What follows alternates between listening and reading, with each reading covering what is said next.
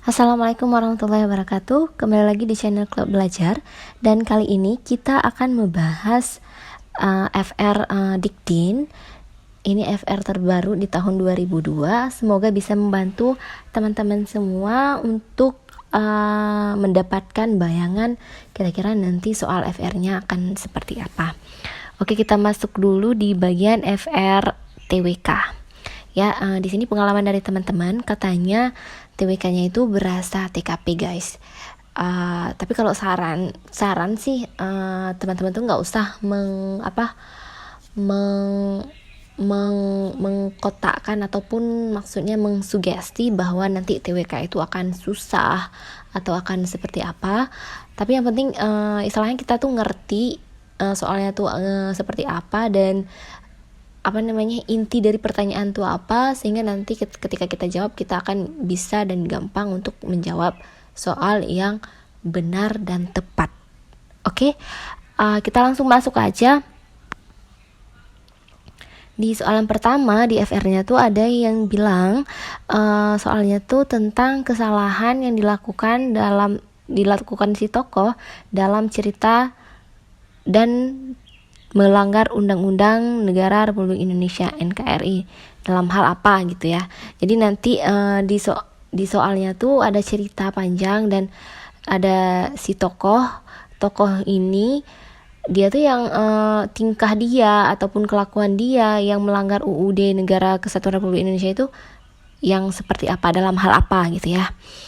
Kemudian yang kedua ada soal tentang hal yang tidak tepat dilakukan sebagai masyarakat, pemimpin dan siswa berdasarkan pengamalan Pancasila. Jadi pastikan teman-teman sudah sangat paham dengan butir-butir Pancasila, dan pasti ketika teman-teman sudah paham butir-butir Pancasila, maka teman-teman akan tahu pengamalan Pancasila ini akan dikategorikan ke Pancasila yang keberapa gitu ya. Kemudian next ada tugas DPR. Pasti teman-teman sudah tahu, apalagi teman-teman yang sudah menghafal UUD 1945 pasti sudah sangat akrab dengan tugas DPR itu apa sih, DPD apa, DPA apa, MPR apa, dan lain sebagainya. Kemudian juga ada ditanya tentang integritas Haji Agus Salim dalam cerita. Jadi di situ nanti teman-teman akan mendapatkan soal cerita.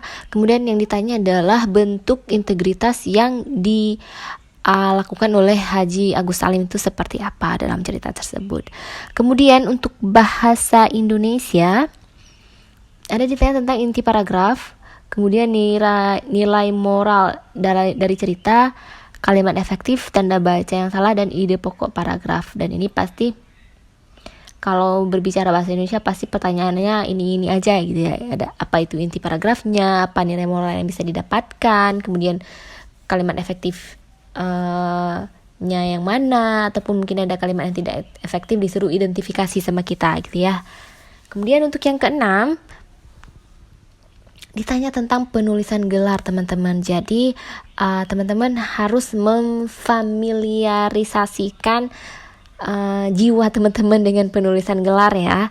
Jadi di sini sudah di caps lock, setiap satu kata yang disingkat harus diakhiri dengan satu tanda titik. Nah, misalnya di sini ada sarjana ekonomi. Kalau biasanya kita sering lihat kayak gini ya teman-teman ya. Atau mungkin kita lihat misalnya namanya Alif, koma, pasti nulisnya gini kan ya. Dan ini tuh salah teman-teman. Yang benarnya tuh seperti ini. Jika disingkat, jadi kan di sini sarjananya udah disingkat nih, jadi dikasih titik. Kemudian ekonominya juga disingkat, dikasih titik. Dan untuk kalau misalnya penulisannya pun ini tuh bahkan di ijazah pun kadang ditulis SE ya teman-teman, padahal yang benernya tuh S titik E titik.